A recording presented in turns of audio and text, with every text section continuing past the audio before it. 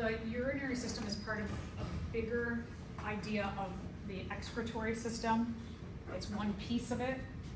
So let's talk a little bit about what excretion, what do we mean by that? It's the elimination of wastes from the body. So this can apply to a number of different systems, not just the urinary system.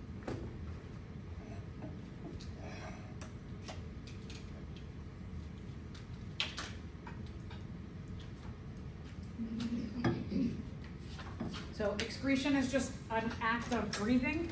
We breathe in oxygen, we exhale carbon dioxide. The digestive system, we excrete feces, undigested material, more solid in nature. Urinary system will excrete dissolved nutrients, ions,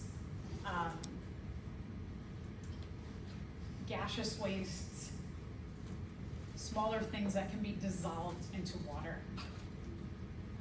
Also, if you have too much water in your body doesn't want that. We'll talk a bit about homeostasis today, how we want to maintain a certain level, including water. That while we know water is really, really important to us, we don't have too much also.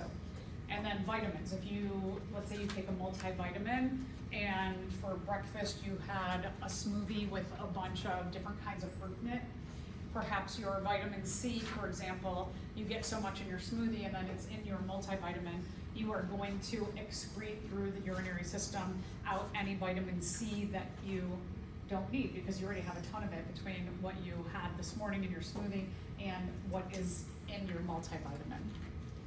And then some drugs that when we're talking about either like recreational drugs or medical drugs, that those are excreted through the urinary system. All right, so let's talk about other functions. The excretory system, it is going to regulate the water content in your body. It is very important in making sure that you are well hydrated, but not overhydrated also. It's going to regulate and filter the blood, and it's looking at different ions, like for example, Na and Cl, that we want to make sure NaCl, which is salt, that you don't have too much salt in your body. It's going to maintain a homeostasis of your blood pH. Our blood pH is about neutral.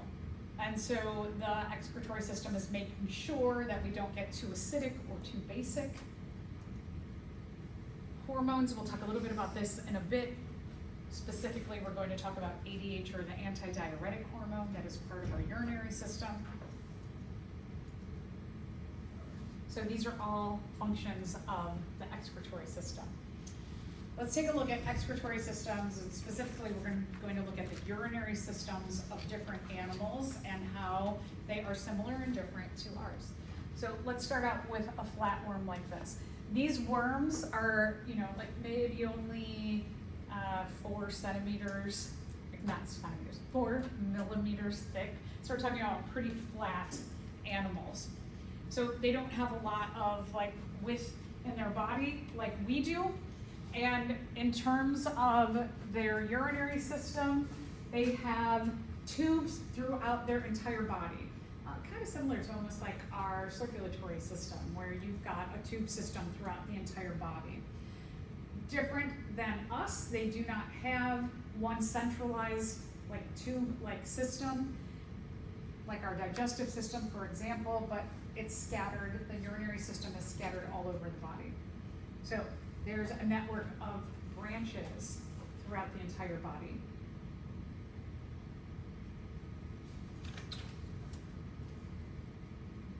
This is called protonephridia. Inside of the protonephridia, this tube system, there are spots that come out from that tube system, and what these are called flame cells, and inside of them they have little hairs, cilia. So what the cilia do is they beat and they move and they keep the water flowing toward excretory pores. So they just push the water in the right direction, kind of similar like valves when we're talking about like our AV valves or our semilunar valves or the valves that are inside of our veins and venules. So pushing the water in the right direction.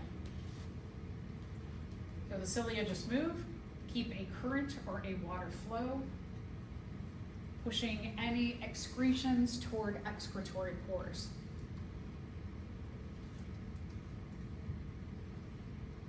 Here's a weird thing about this, is that because it's a tube system all over their body, they also have excretory pores all over their body.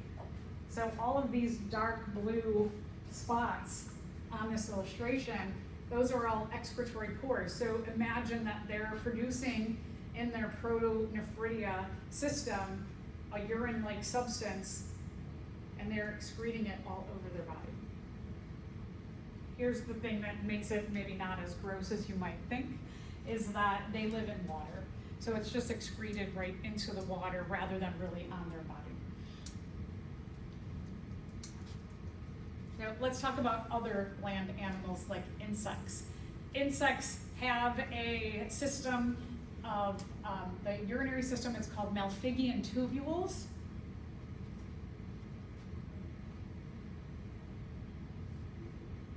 They are attached to the digestive system. Insects don't have a circulatory system like we do, where it's closed, and they do not have that system of blood vessels throughout the body like we do. But the main trunk of their body, all of the organs are surrounded by blood. So let's talk about this little term seal. When you see C-O-E-L, you pronounce it seal, like the animal, a seal that goes into the ocean. Hemo refers to blood. So they have, their body cavity is an open cavity filled with blood. So an open cavity filled with blood. It's called a hemocoel. So all of the organs of the body are bathed in blood.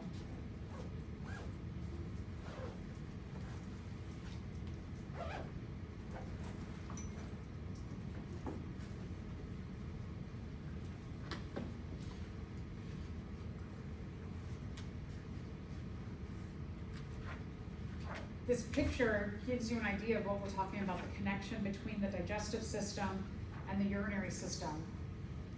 These bright green tubes, these are the Malpighian tubules. Here's the digestive system, which is a tube system like ours, but the urinary system and the digestive system are connected together. What the Malpighian tubules are doing is that in this blood, they're trying to not absorb all of the important things like energy sources, and they're trying to get rid of waste products here and then transport them into the digestive system.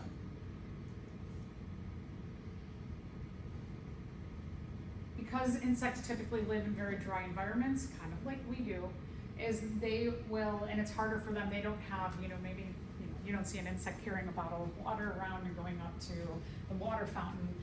It's harder for them to get water. And so water from the hemocoel, water in the blood, anything that the Malpighian tubules might have go into them via osmosis or the diffusion of water, is they're going to put water back into the hemocoel. So what they're creating in terms of the waste products that they're filtering in that hemocoel or from the blood, it becomes very, very dense and not much water to it. And so and you can see they're connected to the digestive system, they're also pulling water from the digestive system and putting it back into the hemocoel. So what ends up this merging of the urinary system and the digestive system, you end up having feces that include all of the excretions from the urinary system and the digestive system, with a lot of water pulled out of both, so that what is excreted here is very dry. Insects, their feces is usually like kind of more pellet-like, and dry or more dusty. So we have all kinds of insects that live in our homes. A lot of them we don't even see. Part of the dust in your home is insect feces. Not so much that it makes us sick though, right? But it is kind of part of the dust in your house. So the urine is very, very, very, very, very concentrated, as is the feces.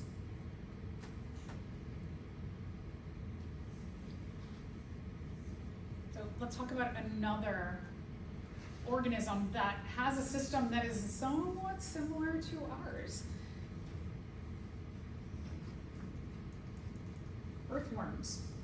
Earthworms have a system called nephridia.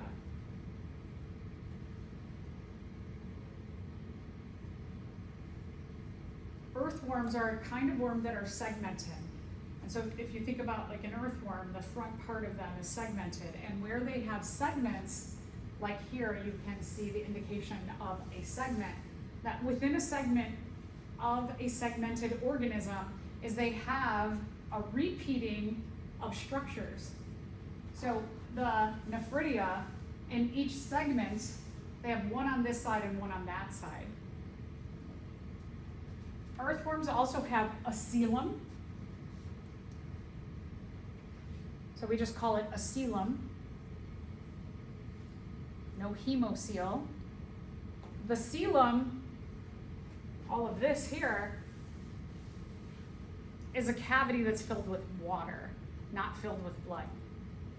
So that's why earthworms are kind of squishy, because their body has that the body has the coelom filled with water.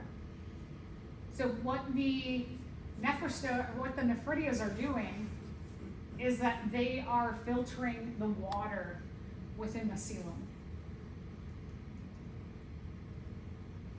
Just like our kidneys, they are producing urine.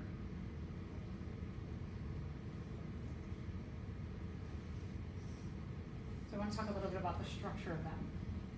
When we take a look at one of the nephridia, and remember again, they have two in each segment. So they have, in each segment, they've got a pair of nephridia. The beginning of the nephridia is this bulbous structure that has, you see the little hairs on there? There's again cilia, who are going to beat the water in the direction of the nephrostome. The nephrostome is going to have water come into it. So those cilia are creating a current within the coelom.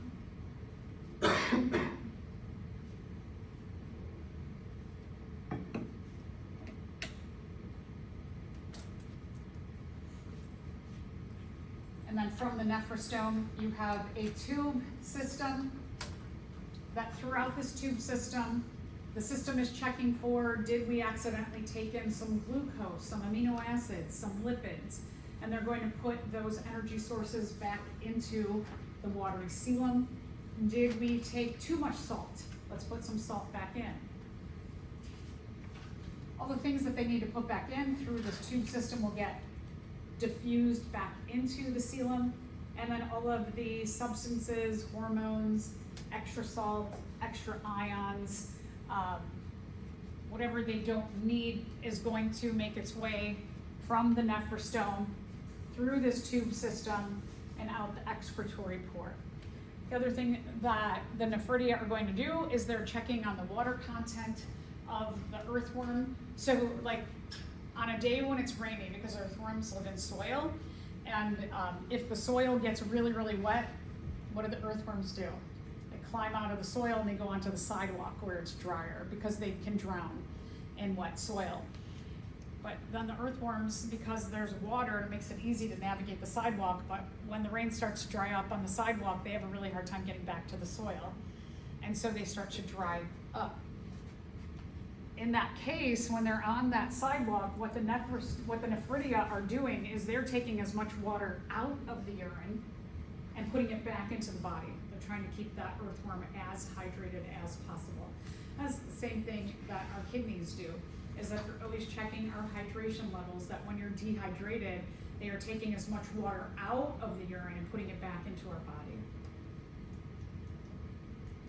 One of the things I want to point out is that this system, this tube-like system with a bulbous beginning and tubes that lead to an end, this right here, the nephridia, look very similar to structures, millions of structures that we find within our kidneys that are called nephrons. So we see a very big similarity between the way that earthworms do excretion and the way we do.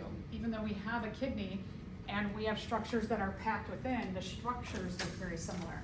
The nephridia of the earthworm and the same thing, and we'll see in our kidneys as well. So let's talk a little bit, before we get to that, let's talk a little bit about this idea of homeostasis and the maintenance of keeping a level amount of everything within our bodies. When we're referring to what the kidneys do, is the kidneys are in charge of osmoregulation. Osmo sounds like osmosis. The term osmosis refers to the diffusion of water from a high concentration to a low concentration. And so osmoregulation refers to the regulation of water by osmosis within our body.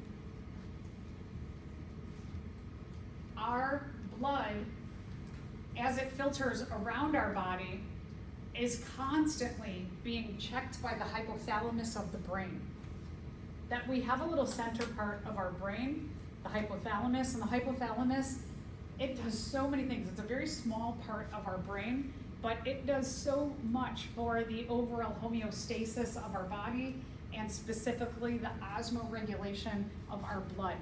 So it is constantly looking at the osmotic balance in our blood to make sure we have enough water in our blood.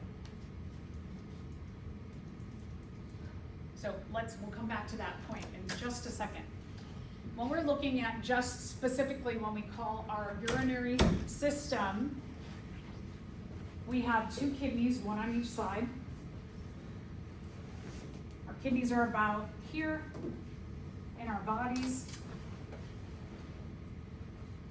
Each kidney has a tube coming out of them. The tubes, they're called you could call them the ureters or the ureters. Each kidney has a tube that leads to a bladder, the urinary bladder, and then out the urethra.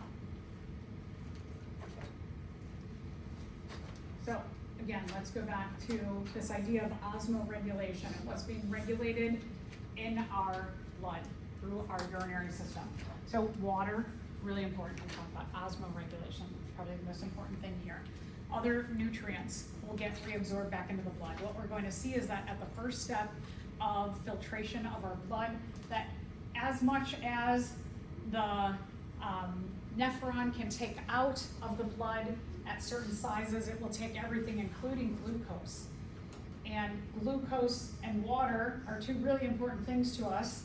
Water for hydration and the making of breaking of molecules within our body. And then glucose is a really valuable energy source that we don't want to pee that out. We want to put that back into the blood. So those two, water and nutrients like glucose, are going to be reabsorbed back into the blood. Toxic substances, if you have something toxic in your body, that is going to be urinated out. Any kind of cellular waste, I talked about excess vitamins, if you have too much of something, salts that you don't need, hormones. We'll talk about ADH as a hormone specific to this system. We'll talk about other hormones in a couple weeks. And then if you have too much water, water gets excreted. And all of these things together make up your urine. And then medication too, as I mentioned before, kind of goes with that toxicity.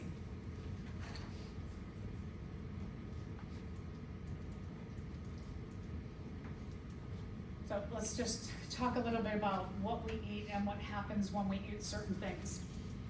Proteins. So a protein gets broken down from polypeptides, proteins. Those are the polymer groups. Polymer means many, and it refers to, when we're talking about a protein, it refers to many amino acids in a chain. make up a protein. Amino acids are our monomers of our proteins. So your amino acids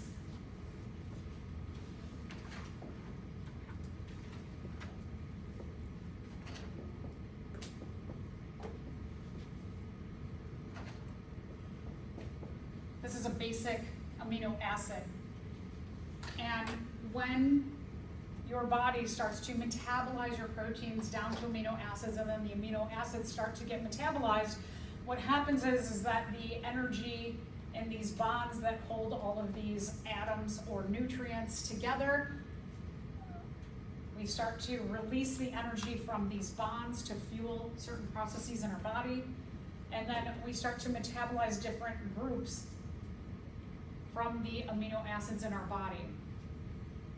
So let's talk specifically about this group.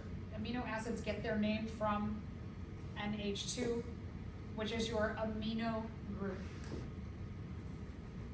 The structure of nitrogen, I won't get too far into it, but nitrogen, to have stability in nitrogen, nitrogen needs 3 covalent bonds so that it fills the outer shell of electrons and it has stability. So when we're talking about this idea of 3, we have 1, 2, 3 covalent bonds, but when the amino acid group, the amino group gets metabolized off, it becomes NH2, but it wants, for stability, it wants something else to bond to it. Right here, you've got a nice little tiny atom, hydrogen. So what can happen is that hydrogen comes on here. Now, NH3, does anybody know what NH3 is? Ammonia. Is ammonia pretty toxic? Yeah, it's one of the strongest bases that we have. We use ammonia to clean ovens, get that gooey stuff in the oven that has built up over time off. We naturally produce ammonia when we metabolize proteins. Ammonia is a water-soluble compound, and so what happens is this ammonia, it dissolves into the blood, but we have some things that help take care of the toxicity of ammonia in our body. Ammonia will diffuse into the blood, it will travel to the liver, and the liver, remember the liver is like a really big organ here, it does a lot of things for a lot of systems, and what it does for our urinary system is that it takes this that's very toxic and it converts it into something that is far less toxic. So the liver does something with that toxicity and it takes that ammonia, that highly dangerous and toxic ammonia, and it makes it into urea.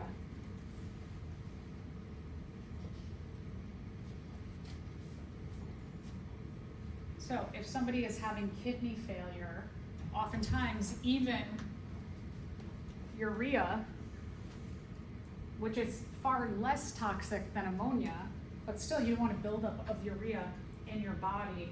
And so they can get urea toxicity from having kidney failure. So less toxic, but still we want to get that moving and out of our body. If people have problems with their liver, they can get a buildup of ammonia in their body.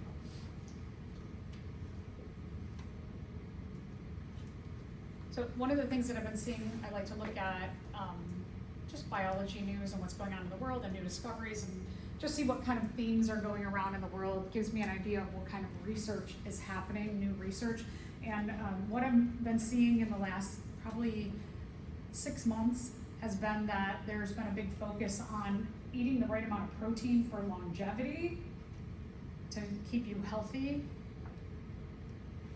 And the other thing is getting the right amount of protein, but not consuming that right amount all at once in a large amount. And that you want to get your protein sources in small chunks throughout the day so that this process, this conversion, doesn't happen all at once. That your body can do little bits of this to this and then excrete it out, rather than making a lot of ammonia at once. And not all that ammonia immediately gets into the liver, and it will cycle around your body for a while. So this idea of little bits of protein throughout the day and getting the right amount of protein, it's kind of interesting and makes a lot of sense then. And I was also thinking, like, why haven't we talked about this before? So again, proteins. When you eat protein, that amino group, the NH2, it will get metabolized off, and immediately a hydrogen will join the NH2 to make NH3 or ammonia. Ammonia is water soluble, so it dissolves into the blood. It travels to the liver, and the liver will make a metabolic pathway to change that ammonia into urea. Urea is less toxic, also water soluble, so it dissolves into the blood again, and the blood then gets filtered by the kidney, and urea gets filtered out of the blood through the kidneys into the urine. All right, so pathway out of the kidney. So kidney, oh, did you have a question, Ash, or no? The kidneys produce the urine. Urine from the kidneys travels, as I mentioned before. You have a tube on each side that are called the ureters. The ureters meet at the urinary bladder. And then from the bladder, the urine is released from the urethra.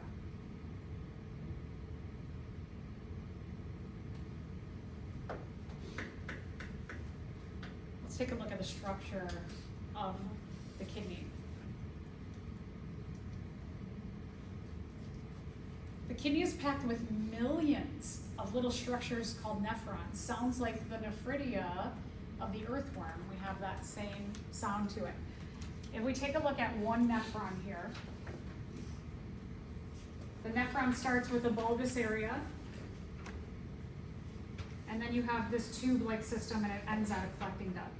These, we have millions of them packed into the kidney. So we have millions of mini little filtration systems within our kidney. Each one of them has circulatory vessels wrapped around them.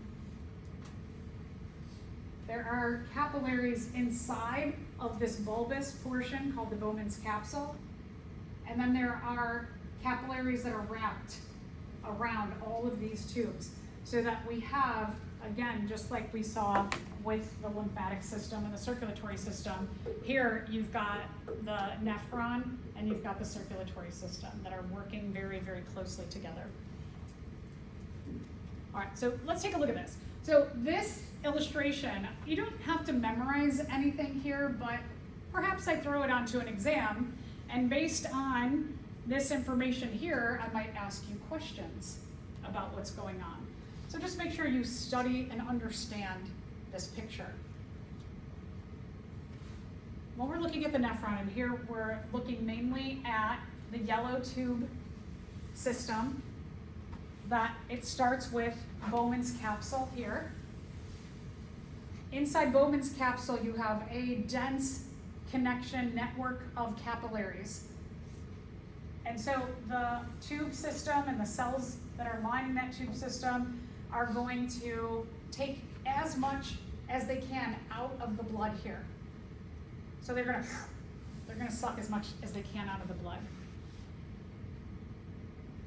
Because of the size of the capillaries and they're thin-walled, most things are going to come out of the blood. Some things that won't come out of the blood, for example, would be like fats, which are too large for these cells to extract out. But glucose is small enough that it can be extracted out of what we call this, sorry, I didn't name this. This is the glomerulus. The glomerulus into Bowman's capsule, you're going to get some glucose. So what we call this is, we call this step filtration. That here, the blood is filtered. Everything that is not super large is going to be sucked out or filtered out of the blood. Everything is going to go into this tube. And then you have step 2 here. Step 2, it's called tubular because we start our tube system. Reabsorption. At this step, we call this the tubular reabsorption, that's what is happening, and this is called the proximal tubule. It's in the closest proximity to Bowman's capsule or closest proximity to the start of the nephron. So the proximal tubule, what it's going to do is it's going to put water back in. Water goes back into the blood. It's going to take nutrients, specifically glucose and other energy molecules, going to go back into the blood. And then everything else is going to travel on to become part of the urine. This part here, I know it's not labeled on here, it's called the loop of Henle. The loop of Henle will absorb a lot more water and also salts back into the blood. Salts are very important for the contraction of muscles. If we think about the circulatory system, the arterioles and the arteries, they had a thicker lining of muscle inside of them to keep the blood pressure, pumping blood throughout the body. The veins have a thin layer of muscle. A lot of other systems, like the digestive system, are made up of muscle. That diaphragm that separated the top and bottom part of our body, it's a muscle layer. So we have a lot of muscles. When we're talking about muscles in our body, not just like these muscles, but we have tons of muscles in our body that help with a lot of different processes. And so when we're talking about muscles, muscles need salt to function. But if we have too much salt in our body, throws off our homeostasis. Salt can be very dehydrating and have a negative effect on us. So here, we're checking on the salt content in the urine, and any salts that the circulatory system notes that we need, like during exercise, for example. When you sweat, your sweat, it's salty. That's why, like if you work out and you have a dog or a cat, if you come home, they're going to lick you a lot on your skin because they're like, salt, right? Salt makes things taste better. So they're like, ooh, you smell salty, I'm going to lick you. So we release a lot of salt during exercise, for example. We release a lot of other nutrients in our sweat. And so what's happening in the kidneys is that during exercise, when you have your urine formation and there's salts in here, but the blood is like, hey, we're working out right now, we need some of those salts back in, the salts are going to be reabsorbed into the blood.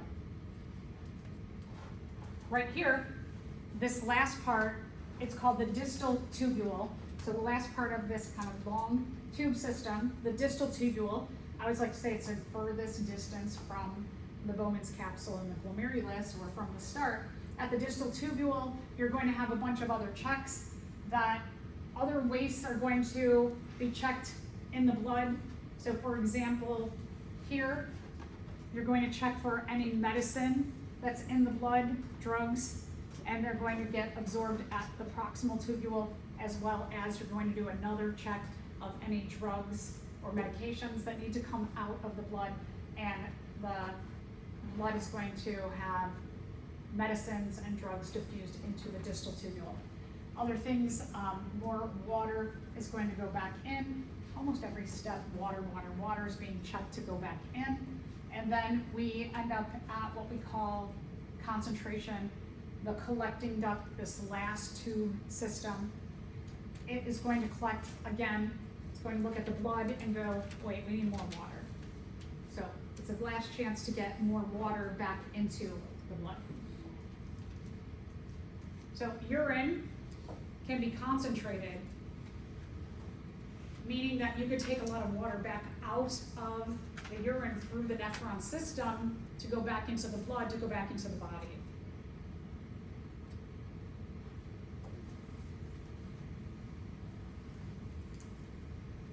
So let's talk about this concentration portion. So here you have an example of urine that's really highly concentrated. You can see that it's really yellow. When you have the mix of all of the nutrients, drugs, hormones, medications, salts, all of the things that are being taken from the blood by the nephron into our urine, when they dissolve together, they show a yellowish color. If you get to a point, so like this is a pretty dark yellow. If you get to a point that your urine is brown, then you have a high concentrated urine.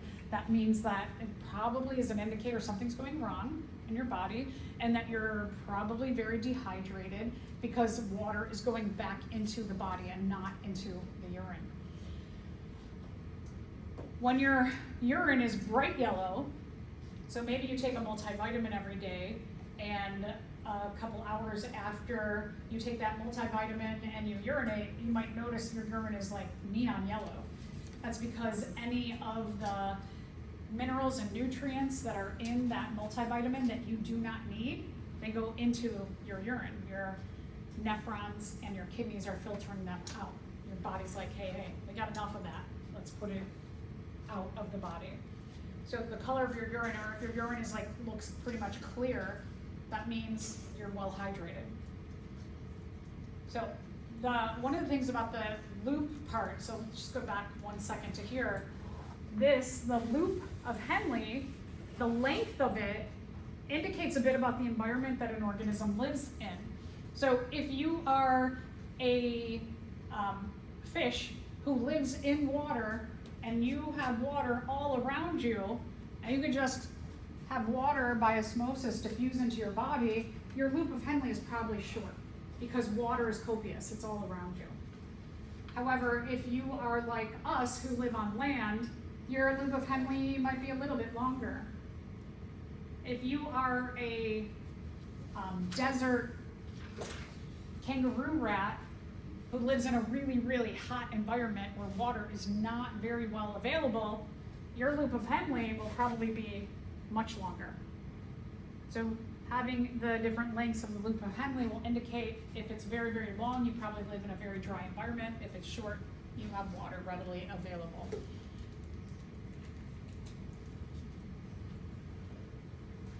So we can, by just the structure of the nephron, absorb more water back into the body.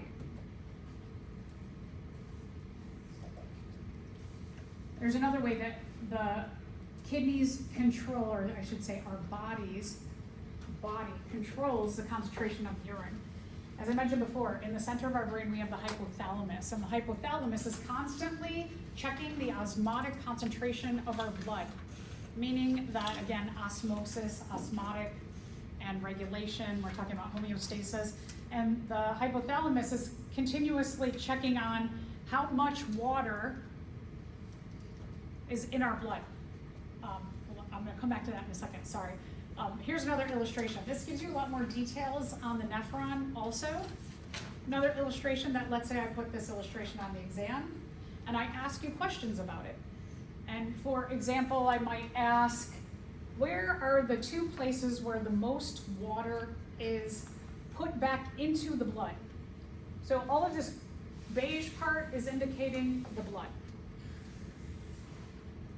So let's say I give you 1 and 2, 3 and 8, 4 and 5. You're looking for 3, water goes back into the blood, and 8, water goes back into the blood. So if I gave you a variety of like 2 numbers to choose from, you're looking for the answer, water, the most water gets reabsorbed back into the blood at 3 and 8. If I say, when are nutrients reabsorbed back into the blood? So I'm looking for nutrients. Here, nutrients are going back into the blood. So that would be at step 2, the proximal tubule. If I ask, again, what 2 spots do you have drugs taken out of the blood? Some drugs here, taken out of the blood, going into the urine, some drugs here. So if I gave you a variety of numbers, you're looking at 2 and 6. Okay, so just make sure you understand, just take a look and make sure you're like, okay, I understand that this is showing the blood, so arrows pointing away from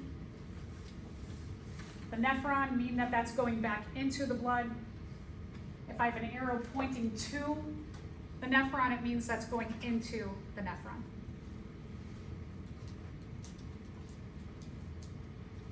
And let's answer this question. When a person takes a drug, the drug will eventually be eliminated from the body. One of the primary mechanisms for this removal is tubular secretion. Which of the following would produce the greatest reduction in the ability of our kidneys to remove the drug? So let's go back. So this might be a question that I might pair with this illustration. So we're looking for tubular not reabsorption, tubular secretion. Tubular secretion tells us that this is the distal tubule. So in that question, it's saying that if you had a drug and it were not able to come out of the blood, what would be the cause of that? Would it be a reduction in the salt gradient within the renal medulla? Did we even talk about a renal medulla? No, we don't even get into that structure of the kidney. Damage to Bowman's capsule?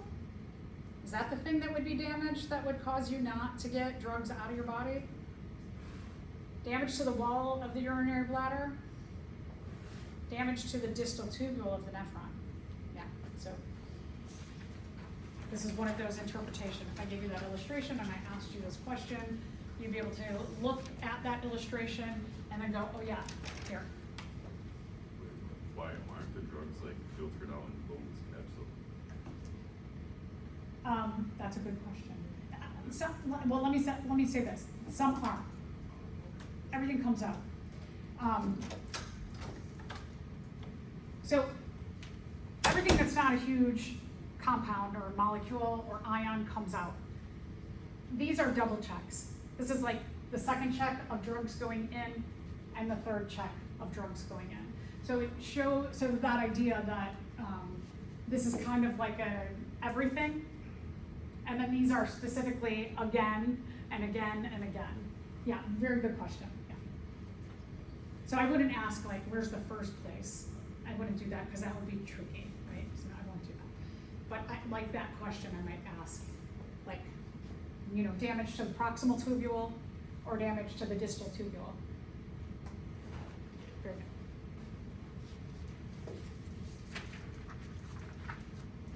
Okay, so let's talk about certain things. So if you may notice, like if you drink coffee or an energy drink or tea, that some of these substances, like if you have like a small cup of coffee, but let's say that you urinate like 3 times in the next hour, and each time you urinate, there's a lot of urine, and you're like, wait a minute, I only drank like a small cup of coffee. How could that be? That's because these are called diuretics. And what they do is diuretics are going to make you pee more than you need to. They're going to stimulate that. Certain drugs like these, water pills, I know they market these to females especially, because during menstruation, females sometimes get bloated. It depends on you. Sometimes you're like, oh, I'm gonna take that because that day when I'm bloated, I'm going to take this. So you have to be really careful with these because your body really does it. You're bloated already, right? Your body is going to, your kidneys are going to do that filtration process. So if you take an extra one of these, you're essentially like doubling up your body's ability to take water out and could lead to dehydration. So I would stay away from things like that. If you're really having like a major issue with bloating, you want to talk to your medical professional about that before you just go and treat yourself with something like that. Okay, so these are called diuretics. Let's go back to the hypothalamus. The hypothalamus is checking the osmotic concentration of our blood constantly. The hypothalamus will release something when it says like, uh-oh, I think that they're dehydrated. The hypothalamus is going to communicate with the pituitary gland. In the center part of our brain, you have 2 small structures, the hypothalamus and the pituitary, and they work like this. Like this is the hypothalamus, and this is the pituitary. And the hypothalamus will do a lot of checking of different systems of our body. It will release something to stimulate the pituitary to release something. The pituitary gland releases antidiuretic hormone. So the antidiuretic hormone, it dissolves into the blood. It's water soluble. You can think about anti-diuretic hormone as anti-urine flow. The hypothalamus has noticed that you have a low osmotic concentration, so that you have not enough water in your blood. And so this anti-diuretic hormone, it specifically is going to contact the last two parts of the nephron, the distal tubule and the collecting duct. And the anti-diuretic hormone, ADH, is going to say, hey, you two, more water into the blood. Don't urinate it out. So it's going to help to increase the osmotic concentration of water in the blood by doing this. And so this is a hormone. A lot of times we think hormones are only associated with the reproductive system and reproductive actions or reproductive health and growth, but we have hormones, and hormones in general are chemical messengers who are going to help some systems stay on track. So we do have a hormone that's associated with our urinary system. All right, so let's say that you're out on a really, really hot day. Here's your hypothalamus. Your hypothalamus is going to notice this. It sends a signal to this little pituitary gland. The pituitary gland is going to make ADH. It's going to go in the bloodstream, and in the blood, it's specifically going to stimulate the distal tubule and the collecting duct to put more water back into the blood, which is going to concentrate your urine. So again, here is where if your urine is a very dark color or brown, like dark yellow or even in brown, that means that you have ADHD. You have ADH that is been released from your pituitary to say put more water back into the blood. Okay, so I think that's it, right, for urinary system. So we'll look at a lot of this in lab today. Let's talk about the digestive system. So let's go back a little bit, please.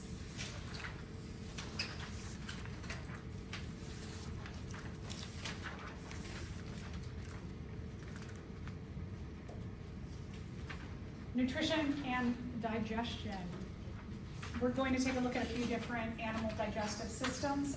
The digestive system is the chapter before the urinary system. So go backward.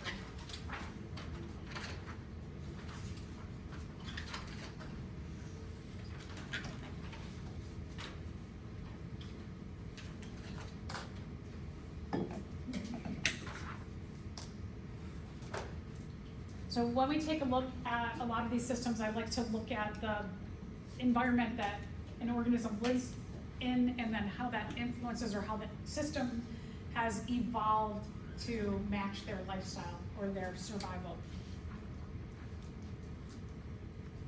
All right, so here's our flatworm again.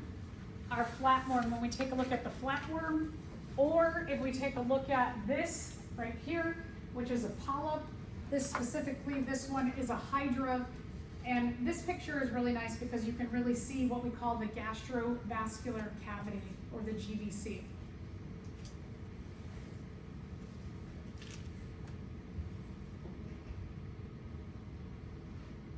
Here we have gastro, refers to the digestive system, vascular, some kind of connection with our vascular system, and what happens here is that they only have a one-way tube. When we're looking at the hydra, they take food in through their mouth, and any waste products are released through their mouth because they are sessile. Sessile means that they grab onto a substrate and then they stay non-moving from that substrate for the majority of their life. And so they don't have the ability of a tube system to have their digestive material come out another end. Here, this is an animal that is inside this bigger animal. So when this little, it's a crustacean called a daphnia, when the daphnia is digested or taken in through the mouth, cells lining the cavity, the gastrovascular cavity, they release enzymes and acids, and they start to digest this, And when the hydra has gotten enough nutrients and energy from this particular meal, then any undigestible material goes back out through the mouth. Very primitive, but it works for them. Not super efficient. All right, so now let's take a look at an earthworm again. The earthworm, they have a tube system like us, right? It starts here and it ends at another place. And all of the sections within the tube have different functions to help with obtaining nutrients and energy. So similarities, mouth, pharynx, esophagus, all things that we have. The crop and gizzard are their stomach system, and then they have an intestine, they have one, and out the anus. So we see a lot of similarities with our system too. The crop and gizzard are a specialized stomach system. Because earthworms don't have teeth, what they do is they will actually intentionally swallow sand and rocks, and then those sand and rocks accumulate here, and the sand and rocks in here are going to do the job of teeth and grind up the food physically. Birds do a similar thing. Birds also have a gizzard. So birds are going to collect bones, shells, rocks, that in their gizzard going to grind up everything. You can again see that their digestive system has a lot of the same organs that you will see we have, like esophagus. Also, they have a liver like us. They have a small and a large intestine and anus. Right. Very different. This is called a ruminant herbivore. The cow, sheep, goats. Animals that eat a high grass diet. When we're talking about grasses have a high amount of cellulose structurally.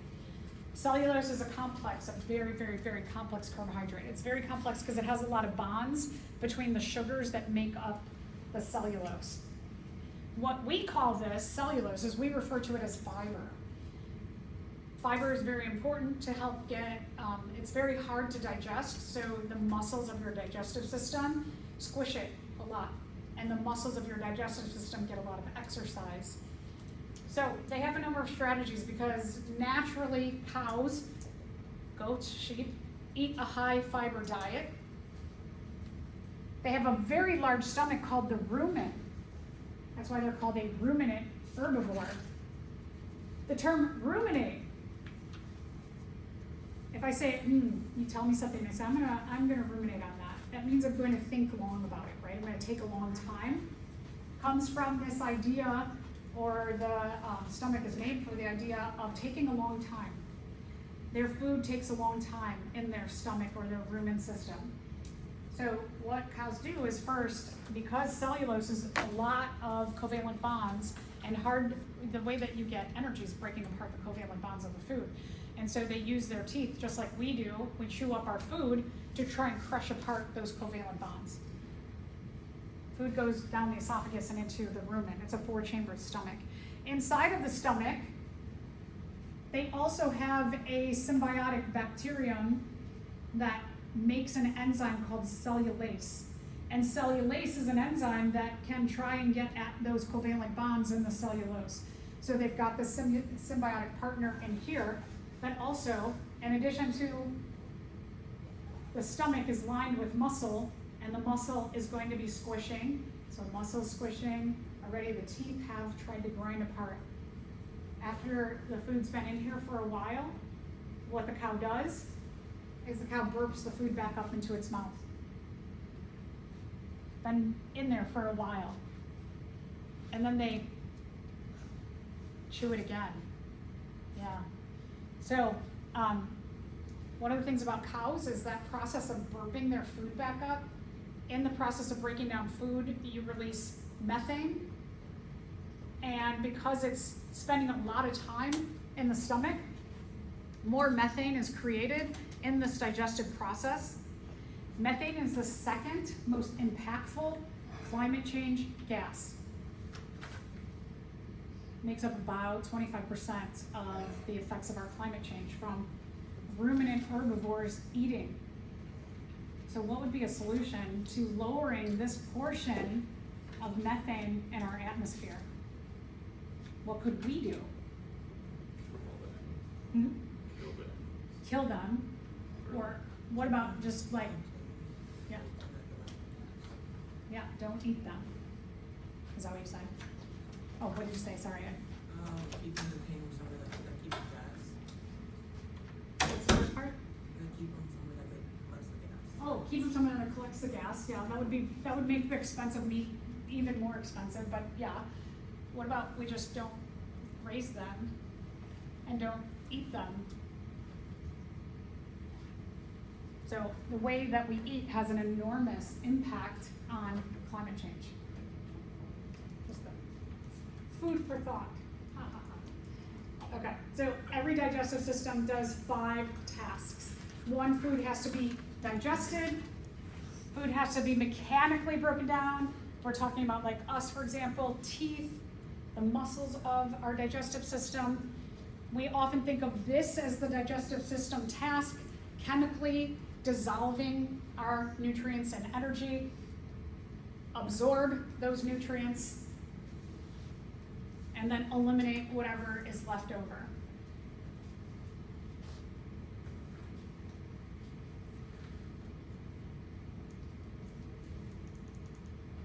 So here's our digestive system.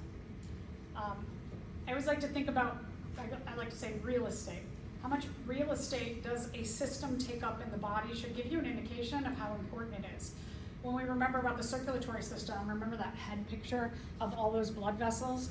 Shows you that our circulatory system, which is in contact with every cell in the body, takes up a lot of real estate in our body. In addition, if we think about this portion of our body, look at what takes up the majority of space in there. Our digestive system, and then also the liver, the gallbladder, and we'll talk about the pancreas, who also assist the digestive system. So the act of accumulation and processing of our energy and our nutrients, would you say that it is important to our survival? Yeah, that's why digestive systems takes up a lot of space. What takes up the majority of the space up here? Our heart, and what else? The lungs. Yeah, so that process of getting oxygen into our body, that has a direct relationship with the lower portion of our body, digestion, that oxygen that gets extracted, absorbed into the blood, pumped out by the heart, and then processed through the digestive system. So this whole trunk of our body really is about energy, is about getting our energy in, processing it in an efficient way. Okay, so we'll talk through all of these different parts. Digestion begins immediately in your mouth. As soon as you eat something, you begin that process of digestion in quite a number of ways. So one is saliva gets released.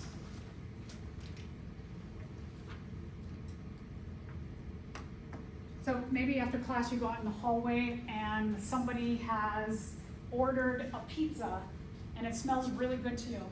What will happen in your mouth is your mouth, in response to that smell that you like, your mouth will start to make more saliva.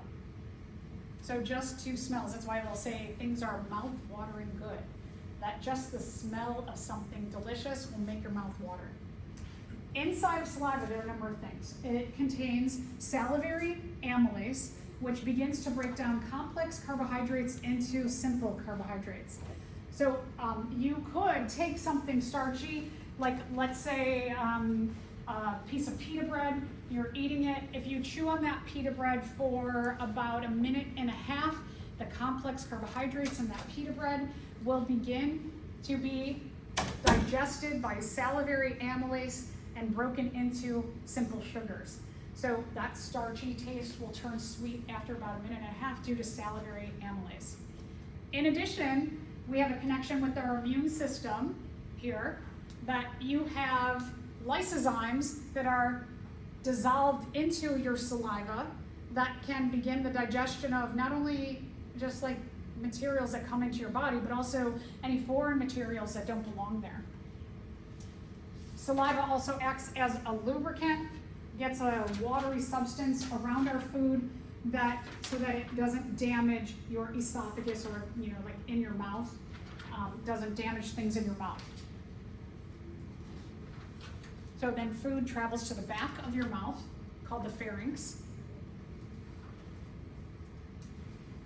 Oh, sorry, and then one more thing, taste buds. We have taste buds in our mouth. Also, the taste buds can tell the quality of food.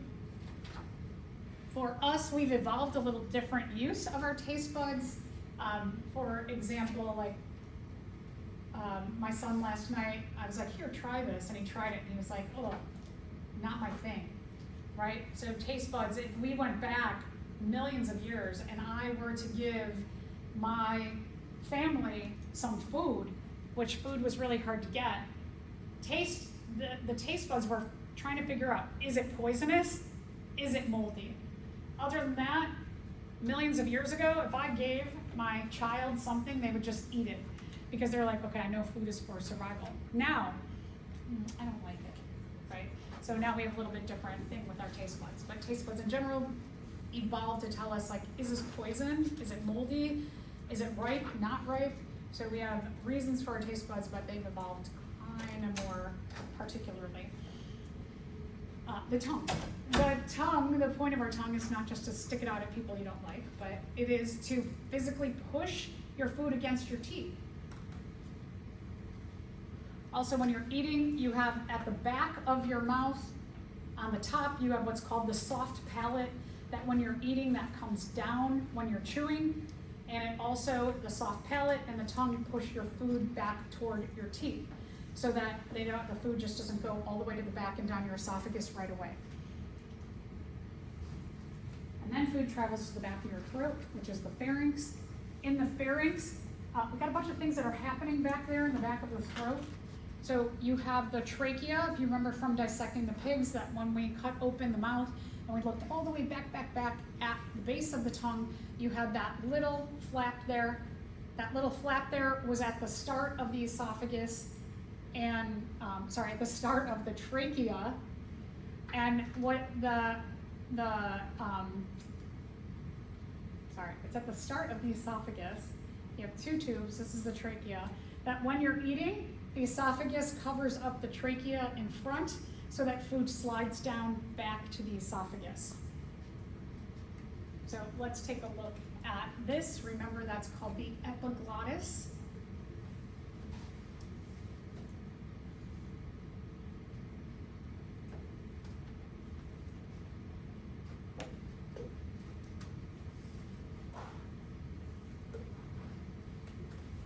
That if this is our larynx, our voice box is here and then leads down past our trachea, that the epiglottis, it's showing that it's open, and in this next picture, it's showing that it's completely covering the trachea.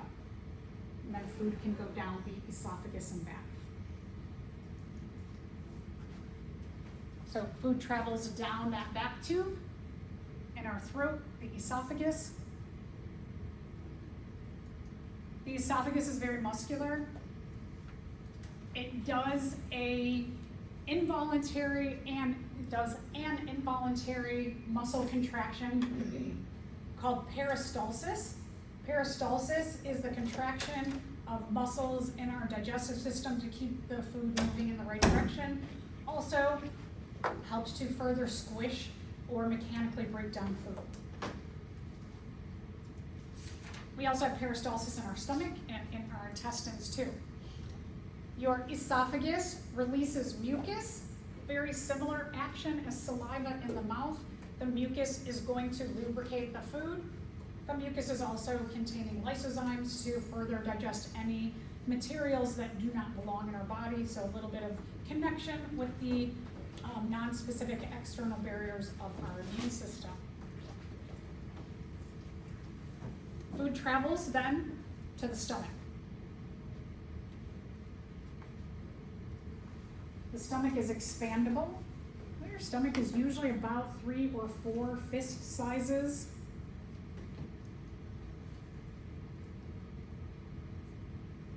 Let's talk about everything that the stomach does. So the stomach has a lot of layers of muscles around it. So the stomach does a lot of peristalsis in here, the combining of food with hydrochloric acid with enzymes. And so it's mixing all of that around. It keeps mixing all of that around until it is relatively mixed well, and it's called chyme. Then chyme gets released by what we call the pyloric sphincter, that this will be closed, and little amounts, the pyloric sphincter will open, allow a little bit of chyme into the beginning of the small intestine, close, wait a bit, wait till that has moved on, open, allow some more chyme into the small intestine. So we have a regulation here. The stomach also, because it creates one of the most acidic environments in our body, it's another reason for having all of these layers and layers of muscle, as well as a very thick lining. If you have damage to the lining of your stomach, that is called a, oh my gosh, I'm losing my mind, an ulcer.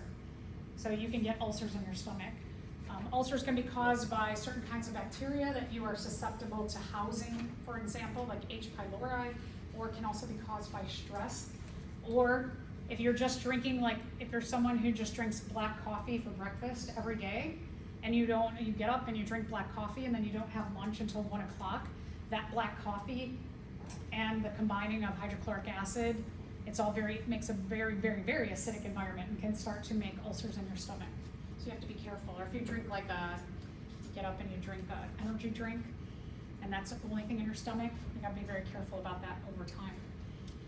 The stomach also does chemical breakdown. Again, this is what we usually think of the stomach as doing, the main job, but it does that mechanical digestion as well.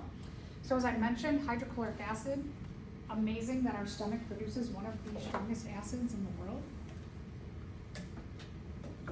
Enzymes in our stomach, it's kind of an interesting thing in terms of homeostasis, that most of the cells, tissues, glands of our body, they like to work at about a pH of 7, a neutral pH. However, in the stomach itself, the pH, everything likes to work at a much lower pH.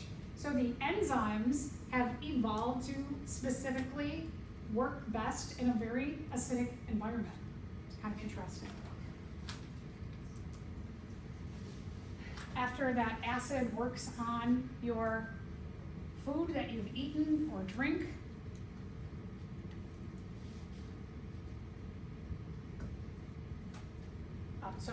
let me step back a second. So pepsin is released in the stomach. Pepsin is what we call a protease that starts to break down proteins in the stomach. And then after a while, because you've created an acidic environment so that the acidity is lowered before it goes into the small intestine, so the chyme is the pH gets lowered. From your pancreas, you release sodium bicarbonate. And sodium bicarbonate is a base that's going to take the pH, the low pH. Sodium bicarbonate has a high pH. It's going to start to neutralize the chyme after everything is combined for a while and broken down. So again, that chyme is that mixture of enzymes, food and drink, acid, and then eventually we're going to see sodium bicarbonate.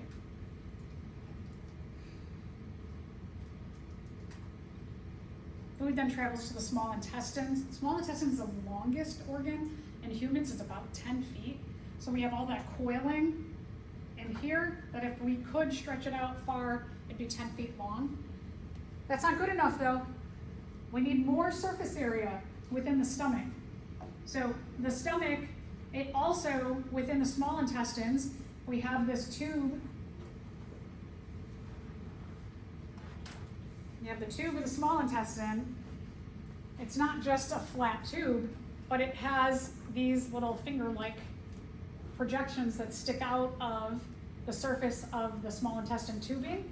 But then these, which are called villi, they also have microscopic little finger-like projections that are called microvilli, and what that does, all of this folding creates more surface area to absorb as much energy and nutrients as possible from the food sources that we have consumed. You've got a picture of that on your page there. Okay, so big thing. When you have branching anywhere in our bodies, it's just helping to create a larger surface area so that whatever that system is, it can really do its job well. All right, and so that we're over time. Let's stop there.